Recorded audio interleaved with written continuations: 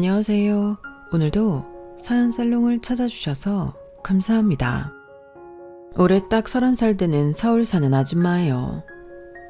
결혼하고 아기까지 있는 워킹맘이니 아직 나이 어려도 아줌마가 맞겠죠.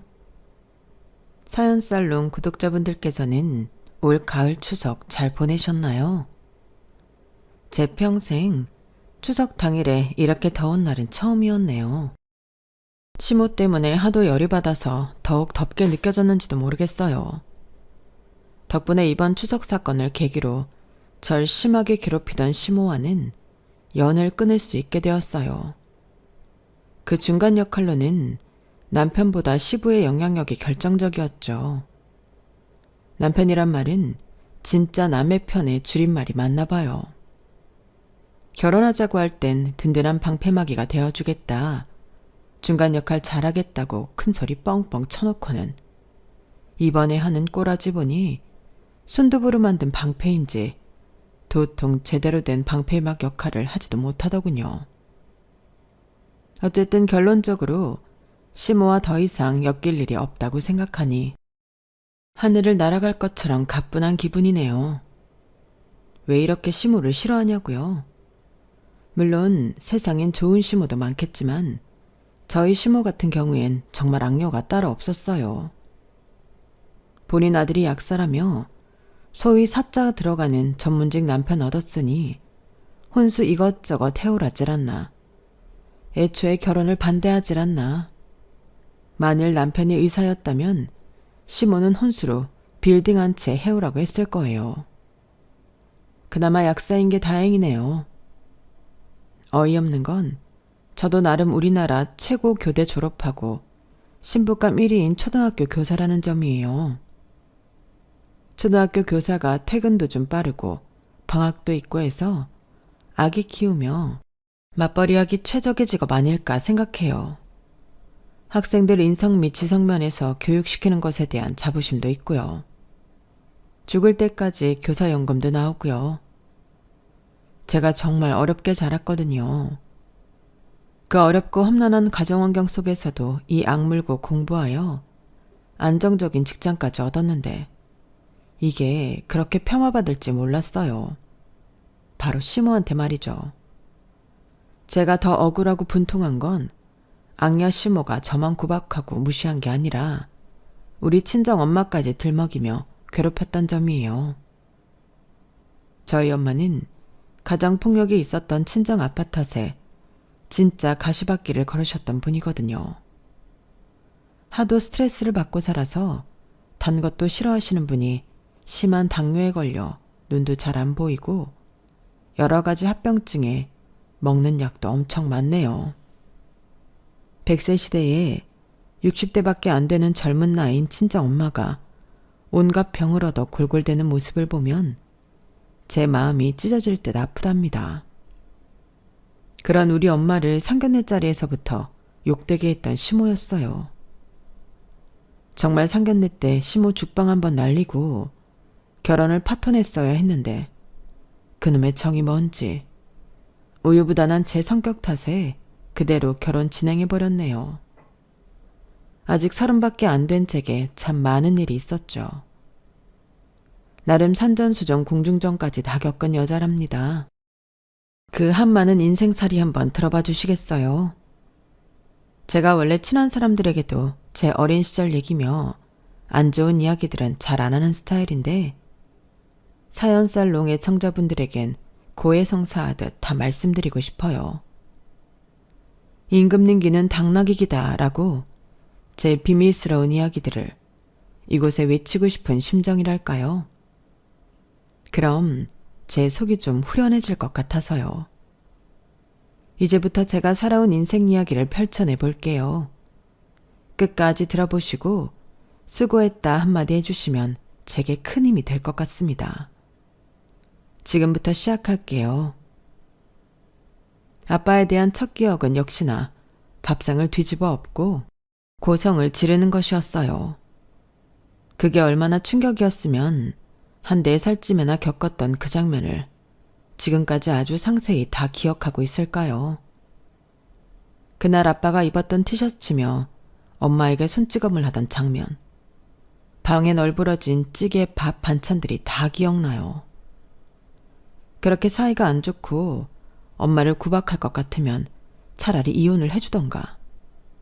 아기도 저 하나만 낳고 말지 그 다음 해에 제 여동생이 태어났죠. 엄마 아빠와의 지긋지긋한 싸움. 아니, 엄마를 일방적으로 구박하던 아빠의 모습을 제 여동생과 함께 두려움에 떨며 지켜봐야 했어요. 극도로 이기적이었던 아빠는 성질이 정말 지랄 맞았어요. 좀처럼 갈피를 잡을 수가 없었죠. 본인이 낮잠 자서 국수가 좀 불었던 걸 엄마 탓을 하며 그대로 버려버리기도 하고, 동생 돌상의 과일이 좀 기스나고 부실하다는 이유로 돌상을 걷어차버리기도 했죠. 아빠는 이 지역 저 지역을 돌아다니며 트럭으로 생선 판매를 하셨는데 그 지랄 맞은 성격에 장사라고 뭐 야무지게 잘했을까요? 당연히 엄마에게 생활비조로 가져다 주는 돈이 적으니 동생 돌상의 과일도 부실할 수밖에 없었겠죠. 다행인 건지 아빠는 우리 자매한테는 비교적 잘해주셨어요. 하지만 저와 제 여동생은 당연히 아빠에 대한 반감이 클 수밖에 없었어요. 가정의 평화를 완전히 산산조각내는 주범이었으니까요. 아빠가 장사를 마치고 집 골목으로 들어설 때면 항상 휘파람을 불고 왔는데 그 소리를 들으면 우리 세 모녀는 완전 초긴장 모드였죠. 집에 와서 또 어떤 행패를 부릴지 모르는 사람이었으니까요. 어느 날은 견디다 못한 엄마가 우리에게 제안을 했어요. 나래야, 나연아, 우리 아빠 피해서 먼 섬으로 도망칠까? 그래, 엄마. 우리 멀리 도망쳐서 행복하게 살아요. 어린 나이였지만 아빠만 없으면 세상이 평온할 것만 같았어요. 아빠가 퇴근하기 전 엄마와 동생과 함께 도망치던 그 길이 그렇게 자유롭게 느껴졌죠. 그런데 핸드폰 쓰던 시절도 아니었는데 어떻게 우리를 찾았는지 아빠는 석 달 만에 섬으로 쫓아왔어요. 덩치 큰 아빠의 그때 당시 모습이 마치 거대한 괴물처럼 느껴졌죠. 야, 이놈의 예쁜 내야, 감히 날 벗어나려 해? 이 섬에 기둥서방이라도 있더냐? 트럭 끌고 전국 다 돌아다니며 생선장사하는 내가 옆편에 하나 못 찾을 줄 알았냐? 전 세계 어디로든 도망가 봐라. 내가 다 찾아내서 아주 아작을 낼 거야. 가려면 너 혼자 가지. 왜 내 생떼 같은 딸내미들까지 데려가는 거야? 한 번만 더 그러면 이놈의 옆편 내 납치범으로 경찰에 확 신고해버린다. 얼른 집으로 기어들어와. 같이 가자. 싫어요. 아빠 집에 가면 또 엄마 구박하고 상 뒤집어 엎고 집안 물건 다 때려 부수고 할 거잖아요. 엄마가 무슨 잘못을 했다고 맨날 화만 내는 거예요. 우린 여기서 엄마랑만 살 거예요. 아빠 혼자 가요. 전 겁이 나서 벌벌 떨고만 있는 엄마를 대신해 아빠한테 소리쳤어요. 아니, 어린 나이였지만 진심을 담아 호소했죠. 하지만 당연히 독불장군 아빠한텐 씨알도 안 먹혔어요. 추억그만 기집애가 뭘 안다고 해. 니네가 지금까지 누구 돈으로 먹고 자고 입고 했냐? 다 아빠가 하루 종일 비린내 나는 생선 팔아서 준 돈 아니더냐? 얼른 가서 다시 학교도 다니고 정상적인 생활 해야지. 얼른 짐 갖고 나와. 그렇게 엄마와 우리 자매는 다시금 공포스러운 집으로 돌아가야 했어요. 당연히 아빠의 횡포는 반복됐고 그럴 때마다 엄마는 이혼을 요구했죠. 제발 더 이상 날 괴롭히지 말고 깔끔하게 이혼해줘요. 애들은 내가 키울게요. 심지어 위자료며 양육비 한 푼도 안 바랄게요. 내가 식당 일이라도 해서 어떻게든 우리 딸내미들 키울 테니 날 좀 놔주면 안 될까요? 역시나 벽 보고 이야기하는 거나 마찬가지였어요. 아마 아빠는 엄마를 사랑하긴 했나 봐요. 아니, 그냥 집착이었는지도 모르겠어요. 도무지 알 수 없는 사람이었죠. 도저히 견딜 수 없었던 엄마는 제가 10살이 되던 해 쪽지 한 장만 남기고 집을 나가셨어요. 근데 그게 다 이해될 만큼 엄마는 그때까지 참고 또 참으며 사셨어요. 저와 제 동생에게 할 수 있는 가장 큰 희생을 해주셨기에 엄마가 가출한 걸 알았을 때 슬펐지만 한편으론 다행이란 생각도 들었어요. 적어도 이 집에서 아빠와 사는 것보단 혼자 사는 게 평온했을 테니까요. 10살이 하기엔 꽤 성숙한 사고였던 것 같기도 해요. 엄마가 남긴 쪽지엔 이렇게 적혀 있었죠. 나래야 나연아, 엄마는 살기 위해 나간다. 너희에겐 죽을 죄를 졌다. 미안하단 말로도 용서가 되지 않겠지만 엄마가 자리만 잡으면 너희를 꼭 다시 찾아올 거야. 그때까지 조금만 기다려주겠니? 정말 미안하다. 사랑한다 우리 딸들. 엄마의 쪽지를 읽고 나서는 눈물이 나지 않았어요. 다만 아직 6살이었던 제 여동생은 엄마를 찾기 바빴죠. 엄마 어딨어요? 언니, 우리 엄마 어딨어? 숨바꼭질하느라 숨은 거야? 난 못 찾겠어. 언니가 대신 좀 찾아줘. 나 배고파. 엄마를 찾는 제 여동생을 보니 그제야 동생이 너무 불쌍해서 눈물이 나더군요. 어린 동생에게 어떻게 설명을 해야 할지 감도 안 잡혔죠. 그렇게 동생을 붙잡고 울고만 있는데 아빠가 눈치 없이 휘파람을 불며 흥겹게 퇴근하더군요. 웬일로 엄마를 살갑게 부르면서 말이죠. 여보, 나래 엄마 어딨어? 우리 곧 결혼기념일이잖아. 애들 데리고 동해라도 한번 놀러 갈까? 나래 엄마, 왜 답이 없어? 자? 전 아빠한테 소리쳤어요. 이 모든 게 다 아빠 탓이라고 느꼈기 때문이죠. 엄마, 쪽지 한 장 남겨주고 집 나갔어요. 다 아빠 때문이에요. 아빠가 책임져요. 그 말을 듣고 아빠는 눈이 뒤집히더군요. 뭐? 이놈의 여편네? 또 도망가면 내가 못 잡을 줄 알아? 독한 여편네. 이젠 자기 자식들까지 버리고 집을 나가? 죽일 놈의 여편네. 잡히기만 해봐라. 그 길로 아빠는 생선 트럭을 끌고 전국을 돌아다니며 엄마를 찾기 시작했어요. 하지만 아빠는 저번 섬에서 저희 모녀를 3달 만에 찾았던 것처럼 쉽게 찾지 못하더군요. 전 속으로 엄마를 그만 좀 찾고 내버려 뒀으면 이란 생각을 했어요. 제 기도가 효력이 있었는지 아빠는 엄마를 계속 못 찾고 급기야 엄마를 실종신고하더군요. 경찰 보고 대신 찾아달라고 부탁하기도 했고요. 그동안 저는 제 여동생에게 엄마 역할을 해야만 했어요. 저 또한 어렸고 요리는 전혀 할 줄 몰랐으니 무조건 후라이팬에 있는 밥과 반찬을 모조리 넣고 볶아댔죠. 맨 처음엔 맛있다고 먹던 동생도 한 달 내내 그렇게 먹으니 질린다고 뱉어버리더군요. 슬슬 이 반찬 저 반찬 해보니 요리 솜씨도 많이 발전하여 완전 대장금이 됐어요. 물론 싸구려 시장에서 거의 폐기하는 야채들만 가지고 하려니 한계가 있었지만요. 그나마 아빠가 진짜 적은 돈이지만 생활비 명목으로 돈을 조금씩 붙여주고 있었기에 저와 제 동생이 살 수 있었죠. 엄마 찾으러 다니랴 생선 팔러 다니랴 트럭 타고 전국을 다니던 아빠의 얼굴을 보기란 하늘의 별 따기였어요. 아빠의 얼굴을 잊어버릴 때쯤 비보가 들려왔죠.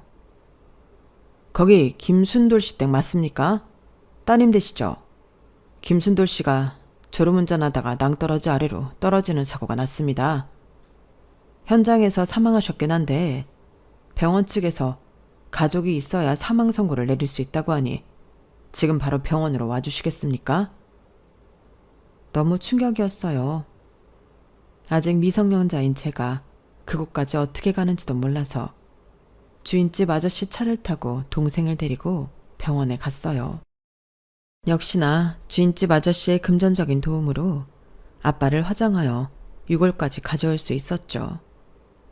장례식은 꿈도 못 꿨고요. 그 모든 과정에서 눈물 한 방울 나지 않더군요.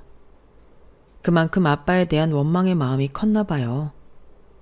아빠가 남겨주신 약간의 현금과 제가 떡볶이집에서 알바를 하여 동생과 제 입에 겨우 풀칠하며 살 수 있었어요.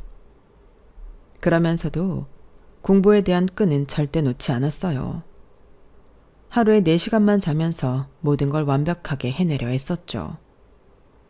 집에서 엄마가 해주는 따순 밥 먹으며 등교하고 학원 다니고 과외받는 아이들이 부러웠어요. 어쩌면 저에겐 너무 현실성 없는 이야기라 친구들을 쳐다보려 하지 않았는지도 모르겠어요. 여튼 온실 속의 화초처럼 크면서도 공부하기 싫다고 날라리 짓하며 부모 잔소리에 투덜대는 친구들이 참 바보같이 느껴지더군요. 따뜻한 온실이 그냥 만들어지는 게 아닌데 당연한 것처럼 받아들이며 맨날 불평 불만만 해대는 친구들이 한심하더라고요. 저와 제 여동생은 둘 다 진짜 열심히 살고 열심히 공부했어요. 상위권을 놓치지 않았죠. 그렇게 시간은 흐르고 엄마가 실종 선고받은 지 언 5년이란 시간이 지났더군요. 엄마는 어디서 살아계시는지 돌아가셨는지 모르는 채로 사망자 처리가 되고 말았죠. 그 소식을 듣고는 아빠가 트럭 사고로 돌아가셨던 것보다 더 크게 오열하고 몇 날 며칠을 충격에 빠져 살았어요.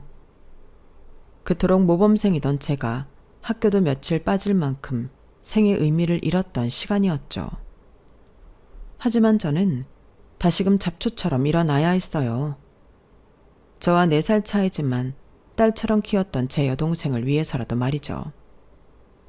그렇게 또다시 치열한 삶을 살다 보니 원하던 교대에 합격하게 되었네요. 뭐 대학을 다니면서도 과외 알바를 4개씩 해가며 등록금과 생활비를 충당해야 하는 건 마찬가지였어요.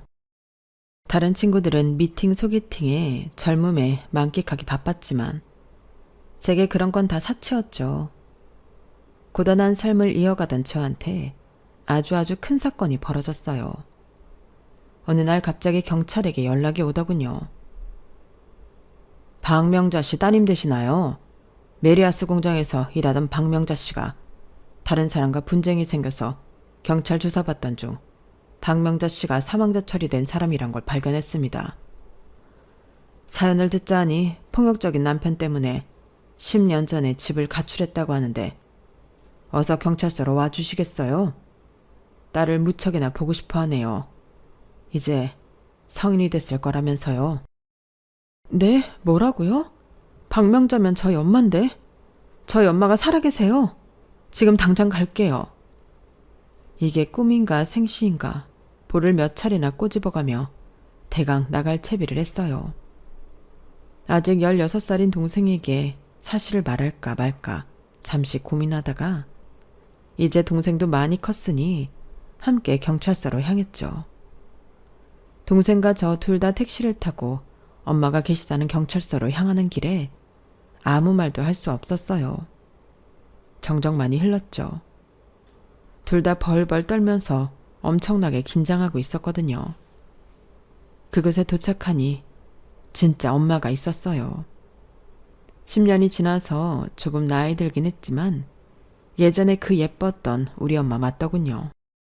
엄마, 우리 왔어요. 나래랑 나연이 왔다고요. 살아있었군요. 아빠 돌아가셨어요. 엄마 떠나고 한 3, 4년 뒤에 트럭 사고로 돌아가셨어요. 진작 좀 찾아오지 그랬어요. 너무 보고 싶었어요, 엄마. 정말 미안하다, 얘들아. 내 피 같은 자식들. 아무것도 없는 엄마가 자존심만 강해서 뭐라도 좀 기반을 잡고 너희를 찾으러 가고 싶었어. 사실 아빠가 있는 집에 가기가 두려운 마음도 있었고 이렇게 경찰서에서 너희를 다시 만나게 될지 몰랐구나. 정말 면목이 없다. 미안하다. 엄마가 너무 미안해. 엄마는 메리아스 공장에서 일하면서 웬 유부남 팀장이 자꾸 쓸데없이 본인에게 집착하여 결국 싸움이 일어났고 경찰에 의해 조사받다가 사망자 처리 신분이라는 게 밝혀지고 만 거였어요. 경위야 어찌됐든 우리 세 모녀는 아빠 없는 세상에서 다시 만나 합가하여 행복하게 살 수 있었죠. 같은 집에서 살며 같이 누워 자면서 지금까지 살아온 이야기를 도란도란 나누는 것이 얼마나 행복했는지 몰라요. 저절로 기쁨의 눈물이 주르륵 흐를 정도였죠. 그런데 마냥 행복한 것도 잠시. 그동안 혼자 힘겹게 살아온 엄마는 사망자 처리되어 병원도 제대로 다니지 못한 탓에 건강이 말이 아니더군요. 겉으로만 볼 때는 여전히 아름다운 엄마였지만 속은 다 곪고 있었던 거죠. 같이 생활하며 엄마가 버튼을 잘못 누르거나 유리컵을 떨어뜨려 깨지는 일이 종종 있었어요. 엄마, 안 되겠어요. 뭔가 이상한 것 같아. 우리 종합검진 한번 받으러 가요. 엄마는 돈 든다며 한사코 거절했지만 그때까지 하루도 안 쉬고 과외 알바를 하며 돈을 벌고 있던 저는 엄마를 모시고 종합병원에 가서 검진을 받았죠. 결과는 당뇨가 매우 심각한 단계이며 합병증이 한두 개가 아니었어요. 왼쪽 눈이 거의 실명 상태였으며 오른쪽 눈도 안 좋은 상태였죠. 정말 참담했어요. 엄마가 불쌍해 미칠 지경이었죠. 엄마, 몸이 이 지경이 되도록 뭐 한 거예요? 이제 다음에면 내가 취업하니 엄마 일 그만두고 집에서 쉬세요. 우리가 사치 부리며 사는 것도 아니고 알뜰하게 살면 다 방법이 있을 거예요. 엄마와 합가한 상태에서도 전 여전히 소녀가장 역할을 할 수밖에 없었죠. 하지만 엄마와 살결을 마주대며 꼭 껴안고 잘 수 있다는 것에 모든 게 다 괜찮았어요. 그토록 그리워했던 우리 엄마가 내 곁에 있었으니까요. 여동생 나연이는 역시 공부를 열심히 해서 명문대에 입학했고 조기 졸업 후 대기업에 취직했어요. 초등학교 교사인 저보다 연봉이 더 셌죠. 그렇게 우리 자매는 엄마를 부양하기 위해 열심히 돈을 벌고 모았어요. 그때가 가장 행복했던 시절이었네요. 열과 성을 다해 담임으로써 학생들을 가르치고 있었어요.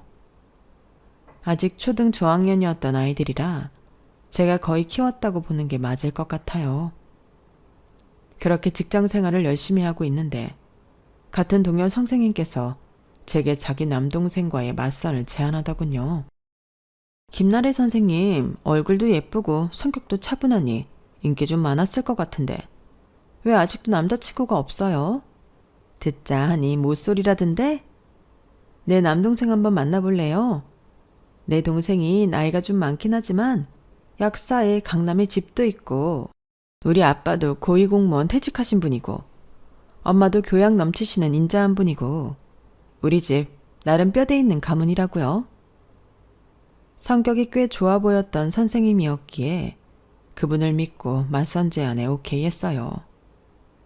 27살이 되도록 남자 손목 한번 안 잡아본 제가 좀 가엽게 느껴지기도 했거든요. 여동생도 대기업에 취직하여 돈을 벌고 있던 터라 제가 남자친구 만나서 만일 시집을 가도 큰 타격은 없을 거라 생각했고요. 어렸을 때부터 결혼을 늦게 하고 싶은 마음도 없었기에 30이 되기 전에 결혼해서 아이 낳고 예쁜 가정 꾸리고 싶었죠. 우리 엄마 아빠는 둘이 너무 행복하지 못했기에 사이가 비극적으로 마무리되었지만 전 행복하게 남편 사랑 많이 받으며 살고 싶었어요. 지금까지 성실하게 살았으니 그 정도 자격은 있다고 스스로 느꼈죠. 맞선 장소에 갔는데 안경 낀 남자가 참 젠틀한 신사처럼 멋져 보이더군요. 왜 이런 근사한 남자가 아직도 애인을 못 만나고 결혼을 못했을까 의아할 정도였죠. 용기 내서 물어봤어요. 지성씨, 전문직이고 잘생기고 매너 있는 분이 왜 아직 결혼을 안 하셨어요? 그전까진 비혼주의셨나요? 그게 궁금하세요? 말씀드리면 도망가실지도 모르는데. 저희 엄마가 저에 대한 욕심이 좀 있으신 것 같아요. 약사가 뭐 그리 대단한 직업이라고. 하지만 이제 40살에 가까운 노총각이 돼버렸으니 아마 나래 씨랑 결혼한다고 하면 이번엔 반대하지 못하실 거예요. 제 느낌상 나래 씨랑 올해 안으로 결혼할 것 같은데요. 그의 간접 프로포즈 같은 멘트에 제 얼굴은 홍당무가 돼버렸어요. 그도 그럴 것이 모쏠이고 남자와 데이트 한번 제대로 해보지 못했으니 결혼 얘기가 너무 낯설긴 하더군요. 하지만 내심 기분은 좋았어요. 이런 멋진 신사가 절 좋게 봐준다니 가슴이 콩닥콩닥 설렜죠. 우린 사귀자는 말도 없이 바로 데이트에 돌입했어요. 대화도 얼마나 잘 통하던지 서로에게 급속도로 빠져들었죠. 늦게 배운 도둑질이 무섭다고 우린 짬을 내어 여행도 정말 많이 다녔어요. 그야말로 뜨거운 열애를 했죠. 그러다가 덜컥 제 뱃속에 아기가 생겨버렸어요. 이 사실을 남친을 비롯한 가족들에게 어떻게 말해야 하나 가슴이 벌렁벌렁 긴장이 되더군요.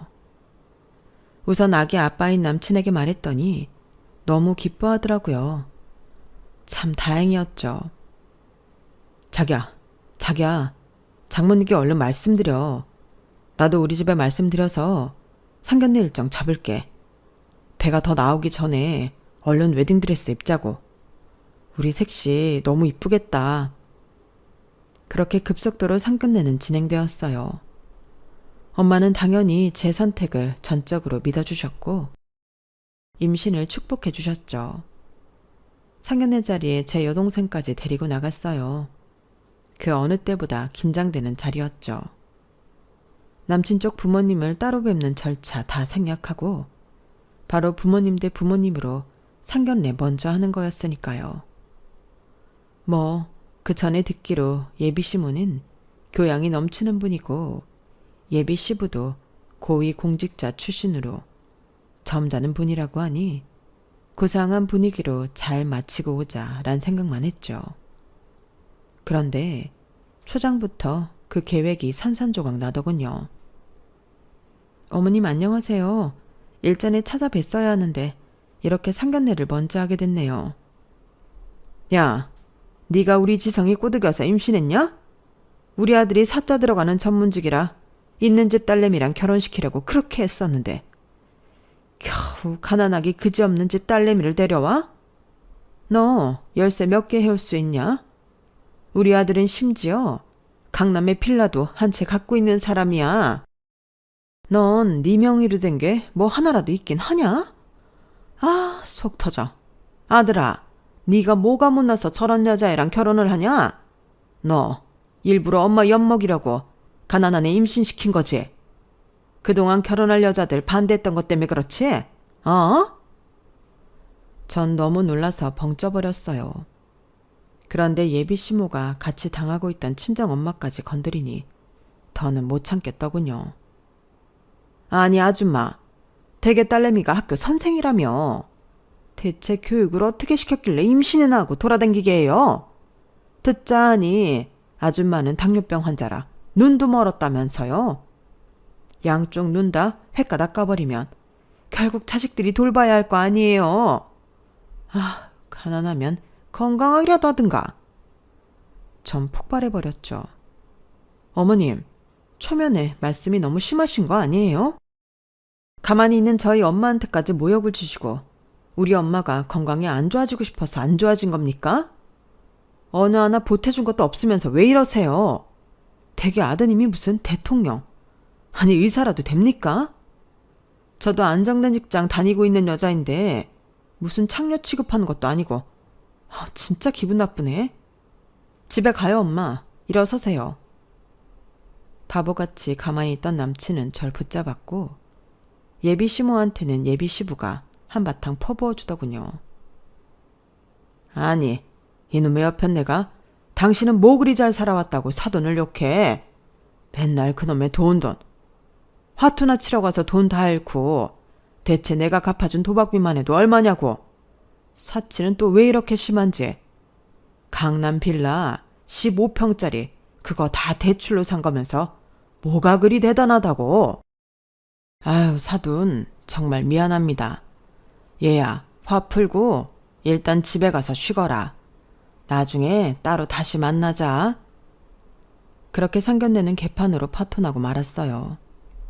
뱃속에 애만 없었어도 그 자리에서 남친과 헤어졌을 거예요.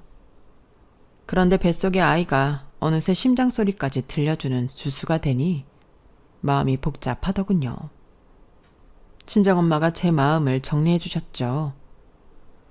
나래야, 그래도 이 서방은 착한 것 같아. 적어도 네 아빠처럼 능력 없고 폭력적인 사람은 아닌 것 같으니 웬만하면 이 결혼 하도록 하자. 시댁 식구들하고 같이 사는 건 아니니 이 서방이 중간다리 역할 잘해주겠지. 뱃속의 아기 내 손주를 낳아서 너 혼자 키울 수는 없는 노릇이잖니.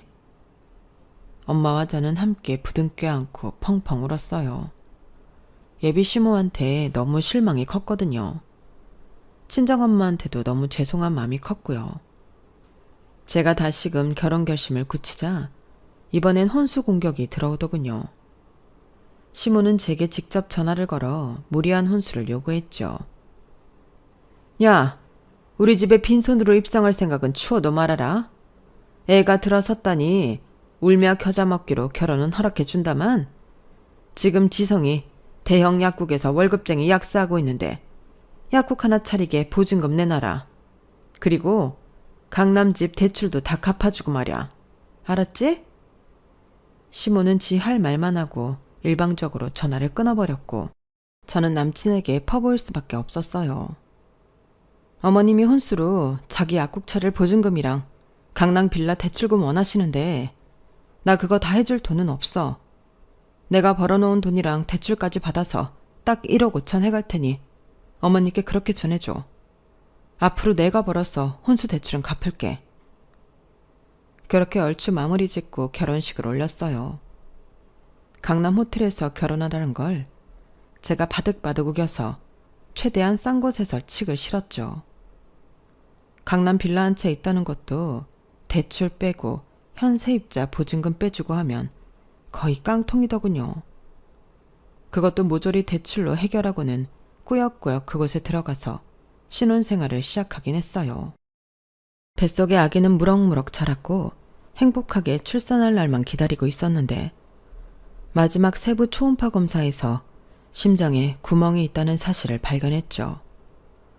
하늘이 무너지는 듯 했어요. 그 조그만 아기가 태어나자마자 수술대에 올라야 했고 엄마가 된 제 마음은 너무 초조하기 그지없었죠. 그런 제 마음을 아는지 모르는지 시모는 제 곁에서 악담만 퍼붓고 있었고요.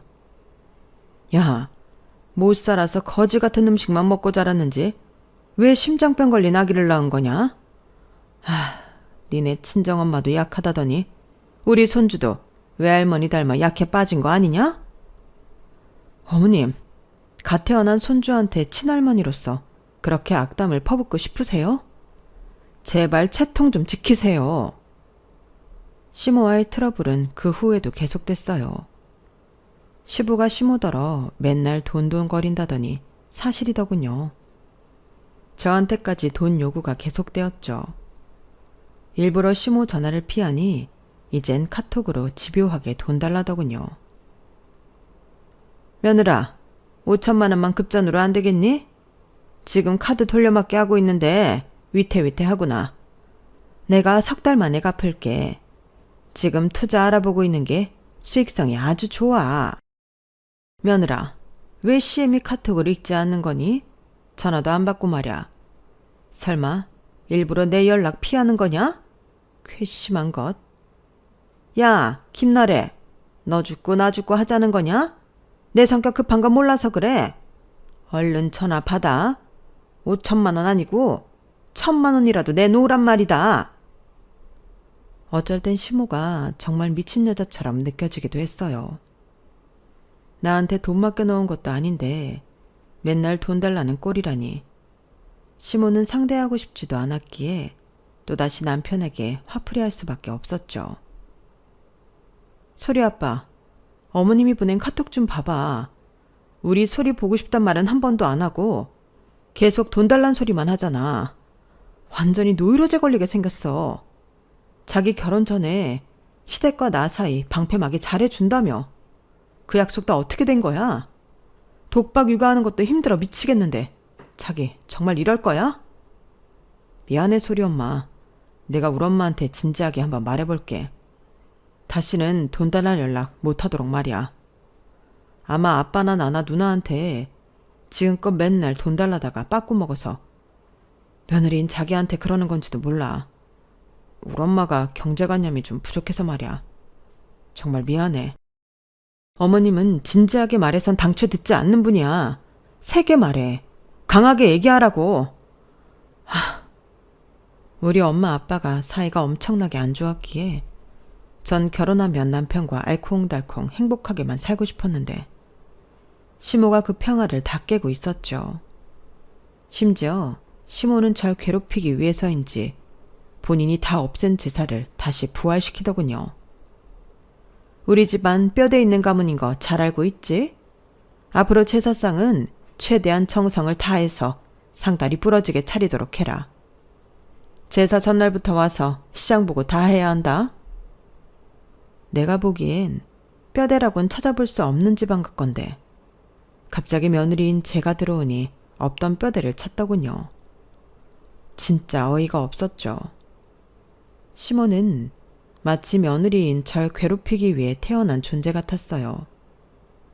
명절이면 더 심해졌죠. 추석이 되자 시모는 일주일 전부터 매일 전화하며 이것저것 시키기 시작했어요. 본인은 손 하나 까딱 안 하고 애기 보느라 정신없는 저에게 다 시키더군요. 추석 당일이 되고 친정 엄마에게 추석 당일 오후에 찾아뵙겠다고 약속을 드린 터라 친정 갈 채비를 하고 있었어요. 이미 추석 이틀 전부터 시댁에서 지내면서 허리 한번 못 펴보고 노예처럼 일했거든요. 이제 우리 엄마 얼굴 보러 간다고 생각하니 신이 났죠. 그런 제 기분에 시모는 찬물을 뿌리더군요. 야, 어디 가려고 하냐? 이제 추석 점심까지 지냈으니 오후에 저희 친정에 가보려고요. 뭐? 야, 아서라. 지금 차가 얼마나 막히는 줄 아냐? 우리 아들 운전한다고 고생하니까 그냥 여기 있어라. 좀 이따 KTX 타고 내 친정에 좀 가자꾸나. 우리 아들이 외할머니 보고 싶다고 해서 말이야. 어머님, 저희 친정 차 타고 40분이면 가요. 딱히 막힐 시간도 아니고요. 어머님 친정은 여기서 300km 떨어진 곳인데 굳이 오늘 가셔야겠어요? 맨날 시애미한테 눈을 희번덕거리며 따지는 꼴이라니. 아, 우리 친정엄마는 연세가 90에 가까우니 오늘 내일 하는 분이라 최대한 많이 찾아뵈야 할 거 아니냐? 잠만 말고 짐 싸라. 내가 표 다 끊어놨다. 시모는 본인 친정엄마가 몹시 위독하다며 오버를 떨더군요. 그 모습에 남편도 잠자코 KTX 타러 가자며 나섰어요. 자기 엄마 말이라면 거역도 못하는 마마보이 신랑 같으니라고. 그때만큼은 남편이 진짜 등신같이 보이더군요. 시부는 그날따라 친구들과 낚시를 떠난다며 집에 안 계셨죠. 시모가 시부에게 전화해서 본인 친정으로 바로 오게 하더군요. KTX를 타고 아기와 시모, 남편과 함께 시모 친정에 가는 길은 험난했어요. 아기가 그날따라 아프고 열이 나서 KTX 안에서 토하고 난리도 아니었거든요. 당장이라도 우리 집으로 돌아가고 싶은 마음이 굴뚝 같았어요. 꼴도 보기 싫은 시모는 연신 코를 드르렁 골며 시끄럽게 쳐 자고 있었죠. 입 벌리고 자고 있는 시모한테 머리를 콩 하고 쥐어받고 싶더군요. 남편이 옆에 있어 실행은 못했네요. 등신 쪼다 같은 남편은 뭐가 좋다고 창밖 경치를 보고 있었어요. 그렇게 몇 시간을 달려 시모의 친정에 도착하니 남편 외할머니는 90 가까운 나이에도 너무 정정하기 그지없더군요. 아니, 니네가 여기 웬일이냐? 우리 손주 며느리랑 증손주 얼굴까지 봐서 너무 좋은데 나 동네 친구들이랑 관광버스 타고 여행 가기로 해서 지금 나가봐야 한다. 그럼 밥 챙겨 먹고 잘 놀다 가거라. 혜미는 나가볼 테니. 어이없게도 남편의 외할머니는 친구들과 여행 약속을 지키기 위해 나가셨어요. 우린 주인 없는 집에서 뻘쭘하게 있어야 했죠. 친정도 못 가고 짜증나서 시모한테 한 소리 했네요. 아니 어머님, 정작 외할머님은 일정이 있으시다잖아요.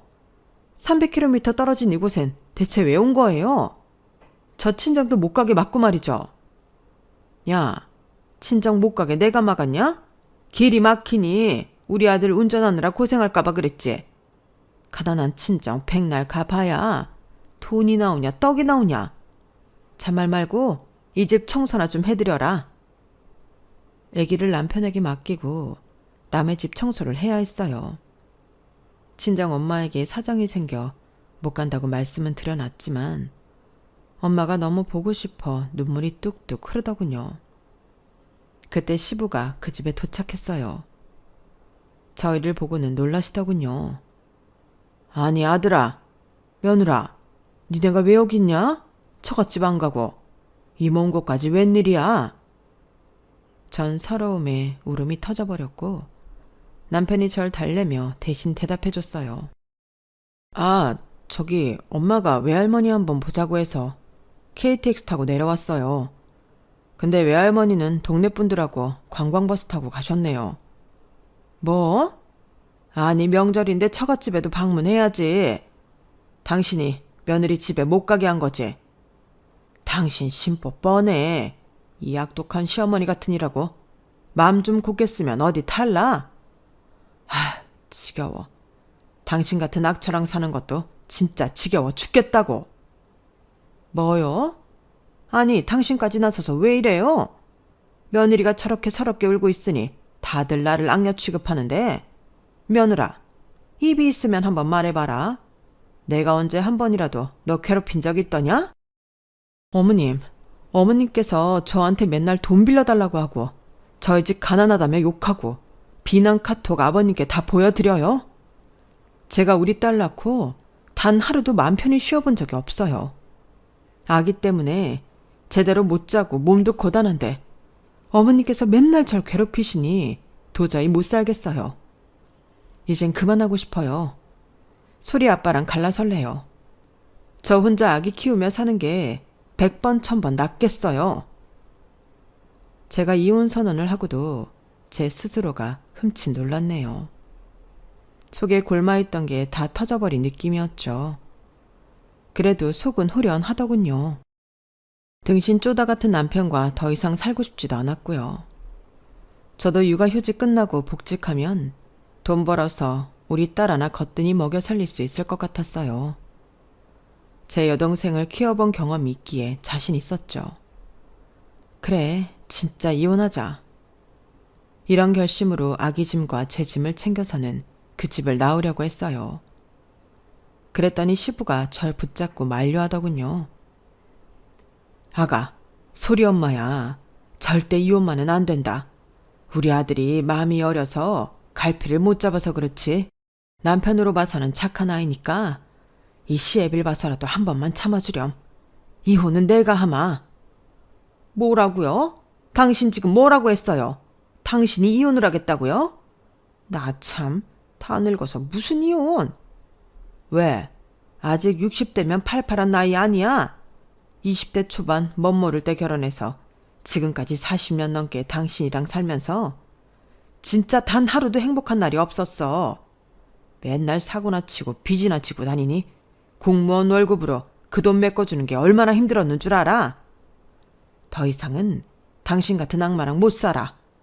내 남은 인생이 불쌍해서라도 이혼해야겠어. 자, 이 곶감이나 먹고 내 인생에서 꺼져버려. 하면서 시부는 곶감을 시모 얼굴에 패대기 쳤어요. 시부의 이혼 선언이 진심임을 알아챈 시모는 바들바들 떨면서 아무 말도 못하더군요. 시부의 말이 다 사실이었거든요. 시부는 저와 아기를 친정까지 데려다 주겠다며 차에 태웠어요. 차 안에서 또다시 서러움이 폭발하여 펑펑 울었네요. 그런 저를 시부가 다독여줬죠. 참으로 고마웠어요. 세아가, 이젠 네 시모와 더 이상 얼굴 보고 살지 않아도 되니 걱정 말아라. 나도 너희 부부 일에 간섭 안 할 테니 이제 너희만 잘 살면 돼. 우리 소리 키우면서 돈 필요할 때면 언제든지 말해라. 내가 힘닿는 데까지 지원해 줄게. 그게 할아버지로서 할 일 아니겠니? 이번 추석에 제가 이혼하려다 시부모들이 이혼하고 말았네요. 친정 와서도 한동안은 얼떨떨 하더라고요. 명절이 지나고 남편은 계속 참담한 표정을 짓고 있었지만 그러거나 말거나 전 속이 후련했어요. 이제 더 이상 시모를 안 본다고 생각하니 하늘을 날 것 같이 기쁘더군요. 일명 추석 사건이 이렇게 마무리될지 몰랐네요. 우리 결혼이 평화롭게 지속될 수 있도록 큰 결단을 내려준 시부에게 평생 고마워하며 살아야 할 것 같습니다. 여러분께서는 이번 명절에 어떤 일이 있으셨나요? 여러분의 일상이 궁금하네요. 지금까지 저의 인생 이야기 읽어주셔서 감사합니다. 다들 복 많이 받으시길 바랄게요. 여러분, 사연 댓글에 응원과 현명한 조언 부탁드려요. 좋아요와 구독은 저에게 큰 힘이 됩니다. 오늘도 좋은 일 가득하세요.